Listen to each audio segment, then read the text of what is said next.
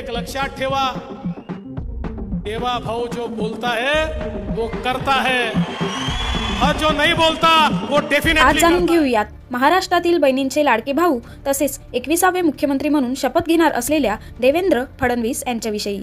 देवेंद्र यांचा जन्म 22 जुलै 1970 मध्ये झाला असून ते 54 वर्षांचे आहेत।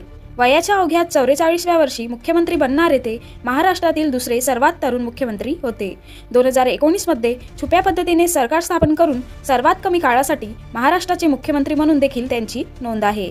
यासोबतच त्यांना महाराष्ट्राचे चाणक्य म्हणून सुद्धा ओळखले जाते। त्यांनी नागपूरमध्ये फॅशन मॉडेल म्हणून सुद्धा काम केलेले होते। ते वयाच्या अवघ्या 22व्या वर्षी नागपूर महानगरपालिकेची निवडणूक जिंकत नगरसेवक बनले। तसेच 27व्या वर्षी नागपूरचे महापौर झाले।